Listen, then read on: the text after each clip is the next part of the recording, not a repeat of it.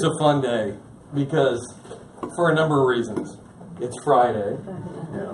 And I'm getting to do 3 of the most fun things that I enjoy doing in this life. 1, sharing my message. 2, watching my son play baseball, which is where I'm going right after this one. He's got a game at 2 o'clock, so I'll be jetting over there to watch my son play baseball, one of my favorite things to do in this world. And 3, spending time with my wife later this evening. So, my name is Todd Thomas. I was supposed to be here last week, and I thank you guys and David for making an adjustment. For the last several months, I've been working with a company called Prolympia International, and I've been training to do a special PTSD intervention. That's not what I'm here to talk about today. I just want to tell you about it. That's why I wasn't here last week. There was a Friday, Saturday, Sunday, all day, all 3 days, and I had to be there. I really needed to be there for that training, for my certification for the special intervention that I do, helping people that have PTSD symptoms. And then we were able to move it to today, so thank you very much, David. Now, a lot of people ask me, how did you get into where you're doing? We're going to talk about confidence today. How did you kind of get into that? Well, it goes back to the early 80s when I was playing baseball. I'm a baseball guy. We're a baseball family. My oldest son's played baseball and college baseball, and my youngest now is coming up. He'll play college baseball somewhere. But I was playing what back then in the early 80s we called semi-pro baseball. We made a little bit of money, but believe me, not very much. Not very much. Today they call it independent league baseball. But one thing I figured out was that I was okay. I was an okay player. But I figured out that I was better at coaching and helping my teammates be better than I was at actually playing the game myself. So when I wasn't playing, I was helping coach them and help them with their mental approach and help them with their hitting. That was my specialty. I'm a professional hitting instructor for baseball and softball players also. And so that led to, well, I ended up getting married and I started having boys. I do have a daughter. She's my youngest. She's a kind of a girly girl, so that's okay. I like the break. I like going to dance recitals once in a while instead of baseball games, too. But I started having boys, and they're all athletically inclined, and they all took to baseball very well. And so I started coaching for free. And next thing you know, I've got their teammates and people coming to me. And after a while, around 2006, I said, I'm going to start charging for this. And so I did. So I started charging for it. And I've been teaching mainly hitting for quite some time. And what I figured out over a period of time was I was creating what I would call a lot of batting cage all-stars. They could do it in the batting cage, and they were fantastic. But when they stepped between the white lines, where it really matters, some of them were just absolutely mental train wrecks. And that bothered me as their coach. I want them to succeed. So if they can do it in the batting cage, but they can't do it on the field, where's the disconnect? They obviously can do it. If this is where you are and this is where you want to go, what's in between is what's stopping you. And that's what I figured out with these players is that, you know what, they're suffering mentally. So I dove headfirst into not only educating myself about it and reading everything I could get my hands on, but then started teaching it as well. Successfully, I had some players that were just absolute train wrecks that turned into solid performers. And I thought, you know what? As good as I am at teaching the mechanics and stuff, I like this part better. And when I meet with a player for the first time, guess what? The very first thing I tell them is, what's the number one thing to being a good hitter? Yeah, you got to have good mechanics. That's number 3. Timing is number 2. What is the number one thing if you have the ability to do it? Confidence. Confidence. Confidence is the number one thing. And confidence is an interesting thing. We'll talk a lot about that today. But what I want you to do is I want you to imagine with me for a moment that you just booked a very important meeting. You just set a meeting that could make your year, maybe even your career. And when you first set this meeting, you felt fully confident. You felt, this is great. But then as the clock ticks and it's closer to the meeting, that little voice inside your head starts telling you, are you sure you're good enough for this? What if they don't want what you have? Or believe that you're the right person for the opportunity? And so when you first set the meeting, your confidence was super high, and then now you feel like, as it's getting close, your confidence is tanked. Well, the good news is that if you've ever felt that way, you're not alone. You're not alone. A lot of people have felt that way. And what I do in my confidence coaching is I help people to get over those dealing with fear and negative thoughts and be able to still do the things that are important to them in spite of what they're feeling. Okay, so we'll come back to confidence specifically in a minute, but I'd like to share with you, if it's okay with you guys, why I'm so passionate about that. Okay. One is, a lot of people, they look at me and they see me speak and do this and that, and they think that it's always been easy for me. And that isn't the case. That isn't the case at all. Actually, for most of my adult life, I've really felt like a failure. My brain would tell me, it was like a 24-hour day, 7-day-a-week radio station pointing out all my flaws, faults, and failures. Anybody else have any of those? Well, my brain was famous for pointing them out to me, especially when I get into a challenging situation. As I learned to deal with that, it was tough at times. So we went through some tough times with my family.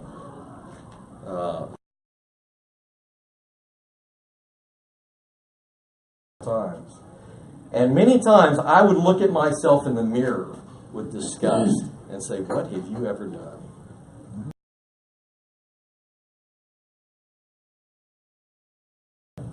Awesome kids.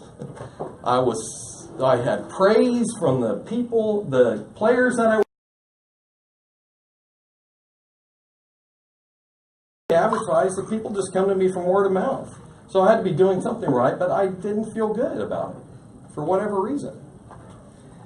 I think my lowest moment really was that I felt like, when I came to the point where I felt like I wasn't setting a good example for my kids. I wanted to make them proud of me. Mm-hmm.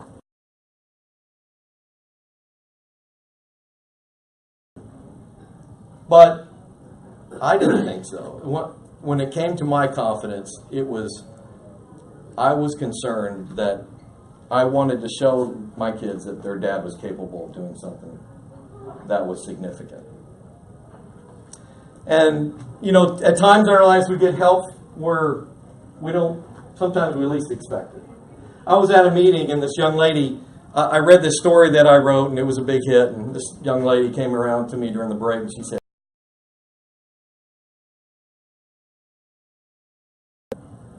and I kind of paused for a second, and then I thanked her. I thanked her for her kind words. I sat back down. And for about the next hour, I think there was a speaker, but I don't know if I heard the word he said. My mind was just absolutely racing. I thought, you know what? I've heard that kind of praise before. But this time it hit me like a ton of bricks. It was like all of the pain and the angst that I was feeling about not being good enough dissipated. And I thought, you know what? There are other people out there that are like,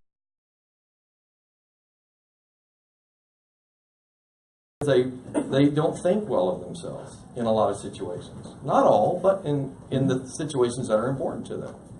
And so I decided, you know what? I'm going to write a book about it. And I did. I call it the It Factor Action Guide. The It Factor Action Guide. Now it says the secrets of having it and using it to the fullest. I say it's the secrets to kicking your it in gear. So it boils down to confidence. Well, confidence is an interesting thing because I think all of us in this room would think, I'm confident. I'm confident about a lot of different things. And we are. Mm-hmm. But we all lack confidence in certain areas too, don't we? If y'all wouldn't mind, take one and pass it down. Well, let me get a couple first. Over here. David. Yep, Mark. So we'll We'll have some fill-in-the-blank stuff there. When you think about confidence, confidence has essentially two definitions. Now, there's the intuitive one that, if we don't know specifically how Webster's defines confidence, it is how it defines it in one way, but it's the one that we kind of think of. And that is a feeling of certainty or assurance. A feeling, confidence. I feel confident. A feeling of certainty or assurance. And that's nice to have, isn't it? It's nice to feel certain and assured about something. Mm-hmm. We don't always feel that way, do we? When we step into a challenging situation. Then there's the other definition of confidence, a little bit more little known, but I think more important, and that is an act of trust or reliance. So you have a feeling of certainty or assurance, and y'all can write this down if you like. A feeling of certainty or assurance, an act of trust or reliance. So you got the feelings of confidence, and you have the actions of confidence. Okay?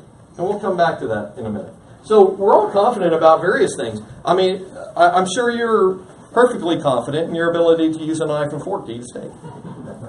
To walk up and down a flight of stairs. When you walk out here and you get in your car, are you confident in your ability to operate it safely? Yeah. Forget about everybody else out there, all the crazy drivers.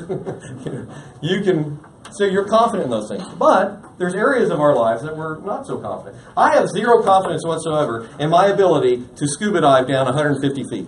Probably 50 feet, really. But guess what? I don't care. It's not important to me. I'm not a scuba diver. So why do I care whether I'm confident in doing it? So then the first blank there, a confidence breakthrough may be needed if lack of confidence affects something that is important to you.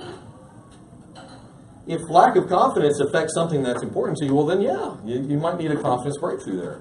Like for me, if I was not confident in standing up in front of a group and promoting my book and my message and getting coaching clients, that would be a problem. I might need a confidence breakthrough. Maybe I joined Toastmasters, which I was a member of for quite some time. So I call this the secrets to captivating confidence and 3 costly mistakes that may keep you from mastering the confidence game. So now we've kind of talked about confidence and defined it a little bit. Let's get to the 3 costly mistakes. And we'll go kind of backwards from 3, 2, and 1 being the biggest costly mistake. Down the letter E right now. Excessive E. I'll tell you in a minute what the E stands for. But let me ask you a question. Do you have wanting more? Excessive E. The E stands for expectations. Excessive expectations. You may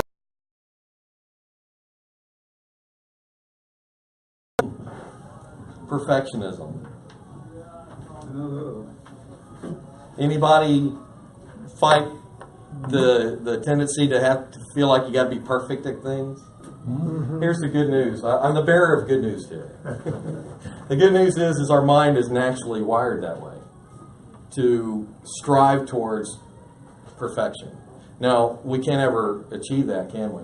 And let me ask you, I don't have it on the, I need to add this to my sheet, but I already had these all printed out, so I didn't want to print out some more. We don't want to. Ink, paper, I'm trying to be eco-friendly. Yes. Yeah. I'm trying to make it an eco-friendly presentation. But I think about this one. I was telling Jeannie here that I study neuroscience. I tell people frequently that if I would go back to when I was a kid and start over again, I think that's what I would want to be. I love it. I love the study of the brain and how it works and the mind. I'm constantly reading and studying about neuroscience. And I was listening to a neuroscientist while I was driving one day. I was driving out to Graham. Wow. I was driving to Graham, and I was listening to these myths, the brain myths exposed by neuroscience, really interesting stuff. And she said something that made me think about my presentation about perfection. Perfection is, I think you ought to write this down. Perfection is the absence of blank. How am I doing time-wise? You got about 15 more minutes. Okay. Perfection is the absence of blank. Now, I had never thought of it this way before, and I have a sneaky suspicion maybe you guys haven't either. So I'm going to share this with you, and I want to see how powerful you think this is. Perfection is the absence of potential. Now, think about that one for a minute. Right. If you woke up tomorrow morning and realized you had no more room for growth, you could not possibly be better at what you're doing. Is that a place you really want to be? Yeah, I don't think so. Right. I like what my son's college baseball coach used to say. Let's try to be 1% better today. 1% better. Well, if you're capped, if you're already perfect, there is no room for improvement. There's no more potential. You've used it all up. I think that would be a terrible place to be. And so when you think about perfection and how you struggle with it in your life, think about the fact that, you know what, I don't really want to be perfect. What I just want to be is better. I want to improve. You know, perfect, stay with me for this for a second, because initially, at first, when you first hear it, you might think, I don't know if I agree with that. Perfection does not exist. In our world, okay, as we see it, and in ourselves, it does not exist. That's what I mean. There is no perfect rainbow or sunset, even though they're stunningly beautiful. There is no perfect. So what we need to do is learn how to disconnect from those perfectionist thoughts and tendencies that try to have to be perfect all the time. I dealt with when I was writing my book. I felt like every page had to be perfect from the very first draft. It's incredibly frustrating at times. So excessive expectations, also known as perfectionism. Perfection is the absence of potential. Okay, so we'll move on to number 2. Costly mistake number 2 is fixation with F. Kind of like these letter things mess with you a little bit. Fixation with F. I won't hold you back for long. It's preoccupation or fixation with fear. Fear. Fear is an interesting thing too. Often demonized in our world, you know, as what holds us back and all that kind of thing. But right, the false evidence appearing real thing. There's some legitimacy to that, but is it, if I'm at the zoo and a tiger walks around the corner, is that false evidence appearing real? You know, I might want to take it seriously and run. Okay, so it's interesting. When we're young, we're taught to think about fear as a sign of weakness. What do we hear when we're kids? You're scared that there's something in the closet, or there's a monster under your bed, and your big brother says, "Don't be stupid. There's no such thing as monsters. Grow up. Quit being a wimpy baby." Well, the message that we get is that fear, or being fearful or afraid, is a sign of weakness or something completely unnecessary, and that's not true. I mean, we're built with fear as a. I guarantee you, fear has probably saved your life numerous times throughout your life. You know, so some of the myths are: 1, that fear is a sign of weakness. Fear is what impairs performance, and fear is what holds you back. Now, it's not fear that holds you back. It's your attitude towards the fear. That's what holds you back, not the fear itself. Because here's an interesting thing. There's another one that you can write in. Confidence is not the absence of fear. Right. Neither is courage, by the way. And when you think of courage, I was listening to a guy on the radio one time, kind of self-help guru type, and he mentioned that he was fearless. And I was thinking, I don't think so. Because if you were fearless, could you ever, or would you ever have the opportunity to display courage? No. How could you be courageous if you're not afraid of anything? Right.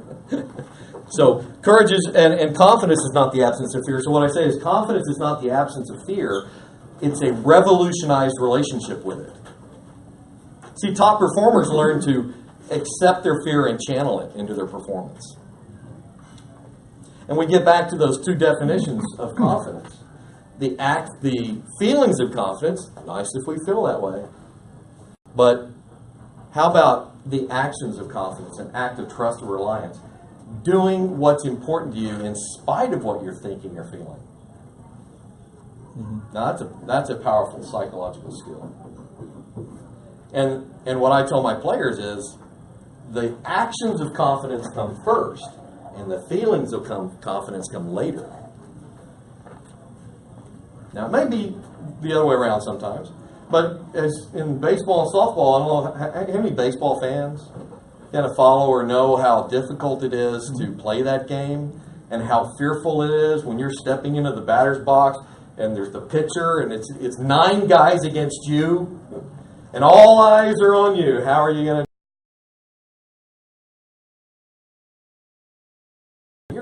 factor all the time with them? Confidence come first. What you need to do is walk to the plate like you own the plate.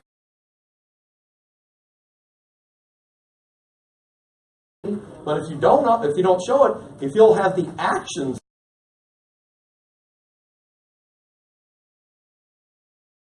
and look like a confident hitter, then the feelings of confidence. Let's keep moving because I don't want to run all. Player, the bigger player.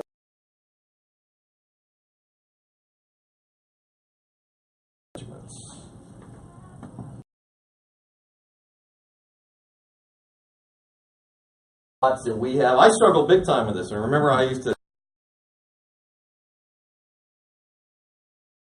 when I was going through my struggles with. Are you sure you're ready for this? Those thoughts that we have from time to time.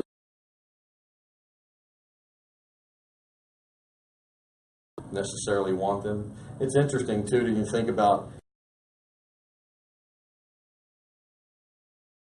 possible, if not impossible at all, to ever really be able to suppress it and not think about it for years and years and years. But I guarantee you, there's in each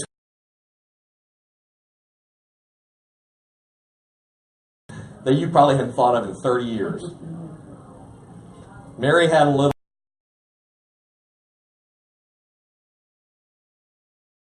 30 years ago, 20. Maybe you have, kids or grandkids, and maybe it's more recent. However, you see there, those thoughts are there. You never can really get rid of them. But what we want to do is learn how do we deal with those caustic self-judgments when they come back on us. And when we step out of our comfort zone. Right. Yeah. Whenever you step out of your comfort zone and you're fear, but more than likely have some thoughts.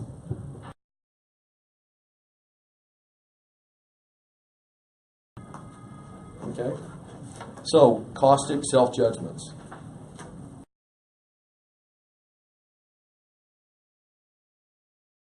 Learning how to discount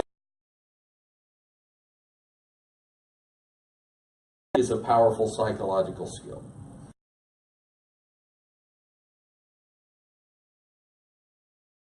Thoughts is a powerful psychological skill. Now, how do I do that?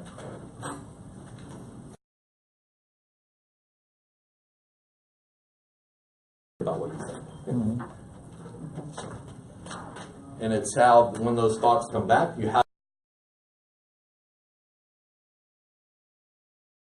ever notice that your brain seems to have a mind of its own?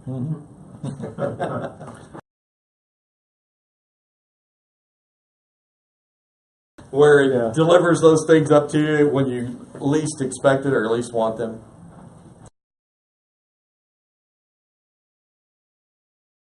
Disconnect from their thoughts is to kind of see them really for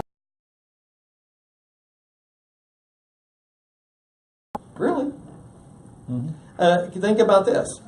If imagine the thought that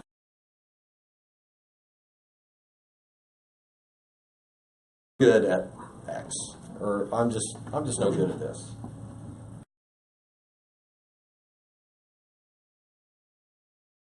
It changes the entire way you react to it. So you go from I am no good to you just changed a word. All it changed is a word, and now you laugh.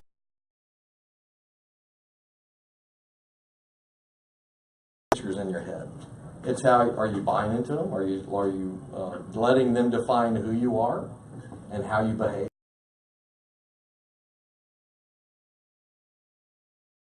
Are you letting them define who you are and how you behave? Or are you still doing the things that are most important to you, regardless of what you're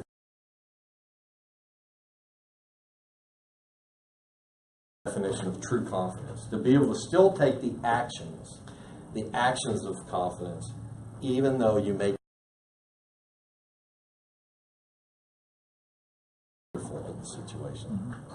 And it's because you stepped out of your comfort zone. And that's the only way to really grow it.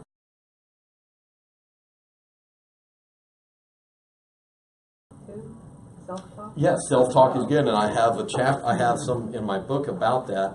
I don't buy into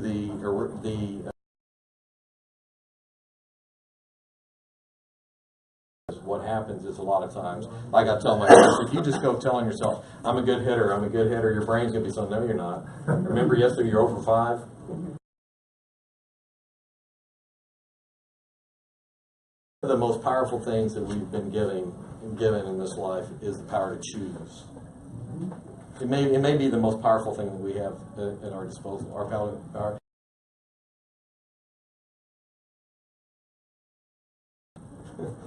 I mean, just think about the world right now. I mean, people who believe some crazy things. Right. But for them, it's true in a manner of speaking because they believe it.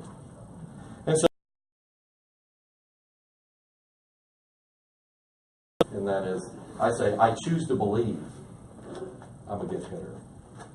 I don't care if I was 0 for 5 yesterday. What's my brain?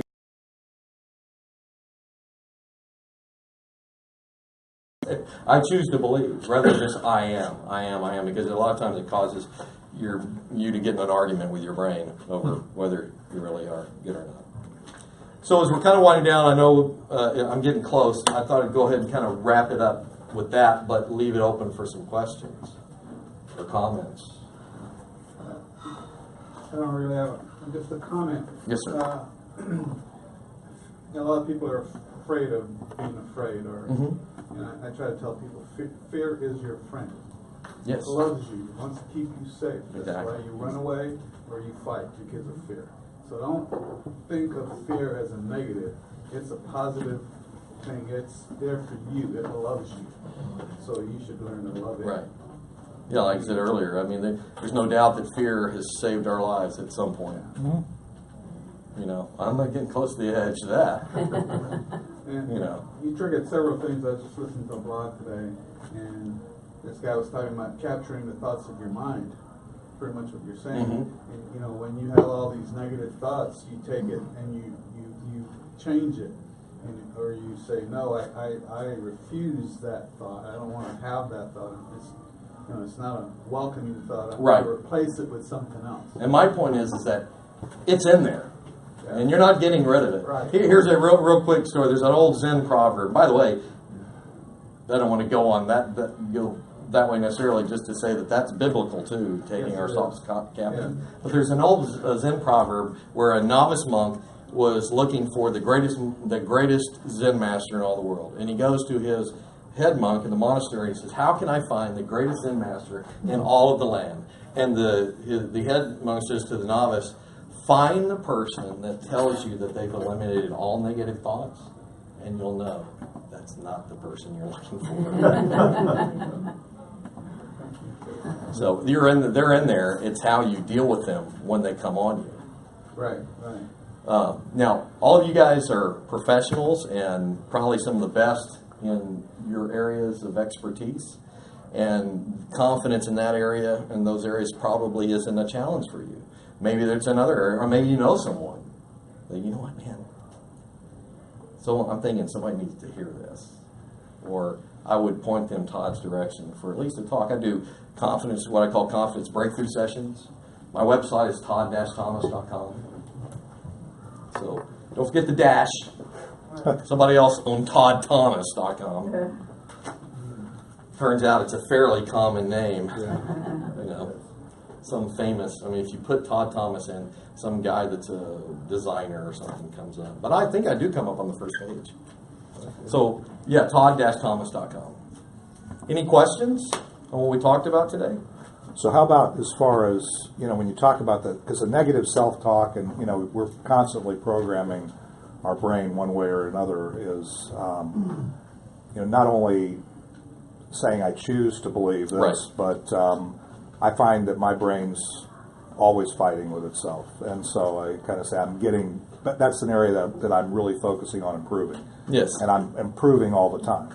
And I'm not talking about where I am or where I've come, but where I'm going with regard to that. And my mind has trouble arguing with that. You know. I talk about this in my book, but and I'm going to tell you, this is a little technique that I teach everybody, really, but a lot of times the kids really love it.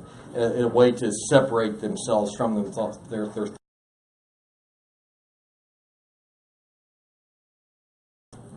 You just see it like a picture on a wall. I'm no good. Okay, whatever. That's fine. Gets you down or holds you back. Take that thought and repeat or sing it to happy birthday or something. I do Yoda. I like to do Yoda. So like, no good at this you are. Now I'm doing.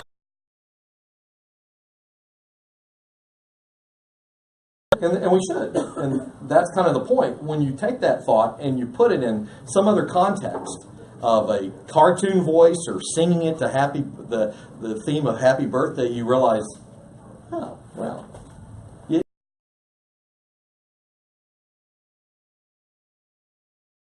You and your thoughts. That I do not have to identify with that.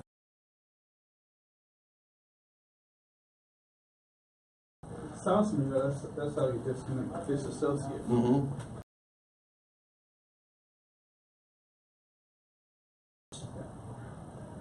Great. Is taking that negative thought.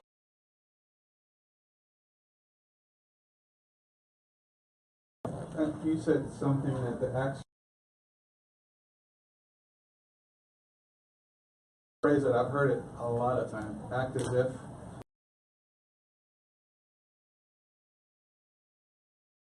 You will be. Yes. So you know, I don't really believe in fake it till you make it. I don't. No,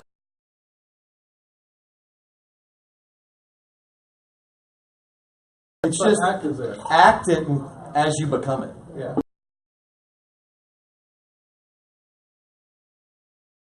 If you're taking action in the face of fear or negative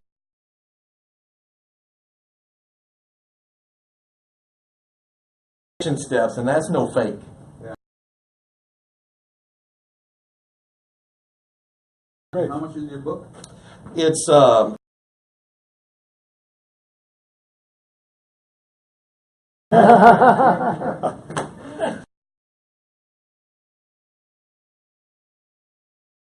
Cool. so. But if you want to come and ask me questions, feel free.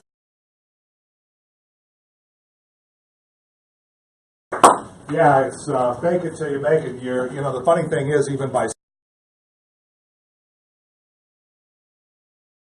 as if, because frankly, your mind's smart enough to know, and in fact, if you pretend you're something you're not, and actually that gets into network marketing, and that's one of the things that they tell. It's not where you are. It's really gets back.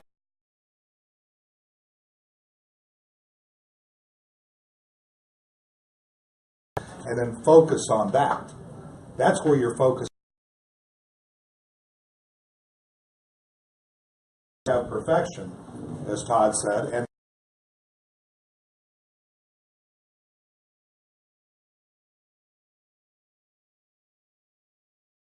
thinking, okay, why didn't I do that as well as I wanted? Why didn't I say what I wanted to say? Getting better. And rather than focusing on what I didn't do in this moment, I'm focused on what. So Todd, that was excellent. I really appreciate your, and I really appreciate the way we'll improve that. I like the Mevo kind of.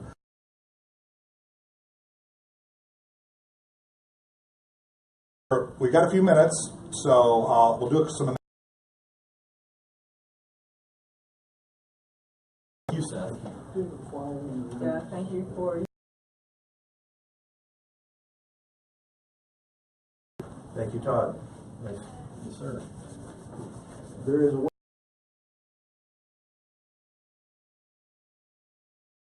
the details and post to the website. Perfect. Thanks, John.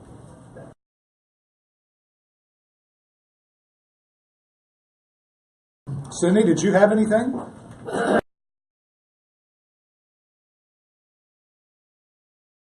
You maybe.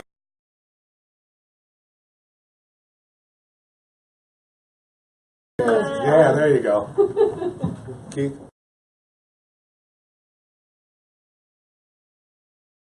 So yeah, Jake, that's what we need. Yes. Yeah. Okay.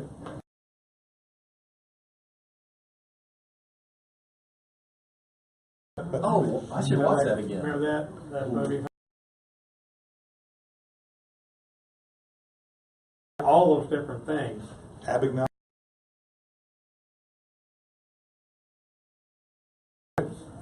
Maybe I'll watch that with my wife tonight.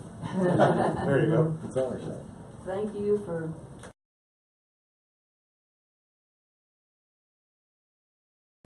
Actually, written a book about it. Mark?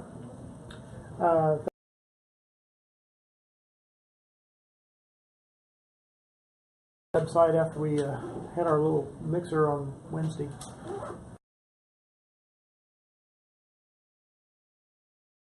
Thanks for those speaking. Next week we have George Henley will be speaking for us. Others here? Okay. She referred me to George. George is kind of a website, so that'll be awesome. Thank you, Ryan, for cleaning my car. It's dirty now. I don't know which train, but other than that, no. Actually, if you haven't had him detail, a lot of people in and out of my cars, and so I kept telling him, when the timing's right. And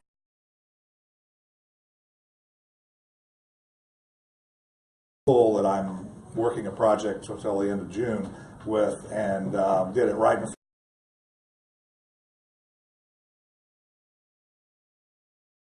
but yeah, it looked like new. It still inside looks pretty much nice.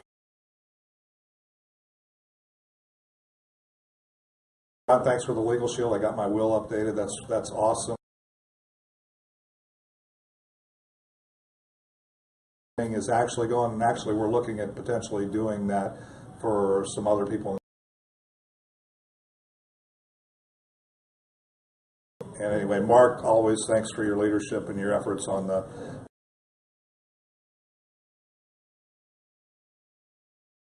We all have multiple full-time jobs, right? And the thing is, when this is. When networking when networking is.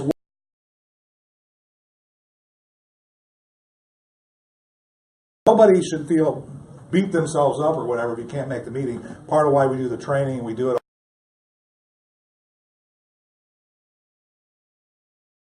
There's something that he said, you can do that. So next week we have our Wednesday. And John mentioned the women's thing. Any other announcements, general announcements? First car last weekend. Oh man, I would never do that to him. Well, needed it, and he did Yeah. a wonderful job. Oh yeah, the headlight thing, if you've got the oxidation, that's a very, but I didn't see him until the last minute when they were driving.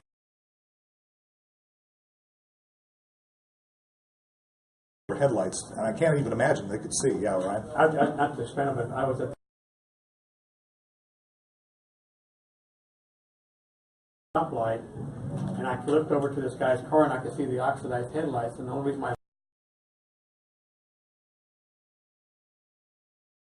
exhaust was like, whatever. Yeah. Well, anyway, I got up when the light turned green, and we started going. I was in the middle lane, he was over here.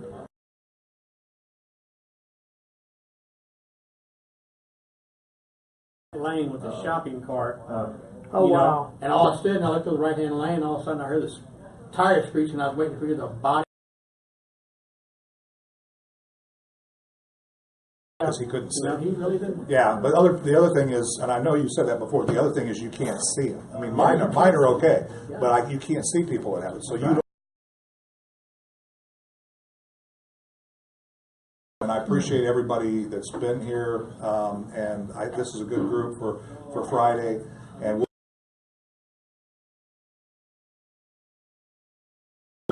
any other things that we missed, Mark? Did we collect the dollars? Not yet. Okay, they're over here.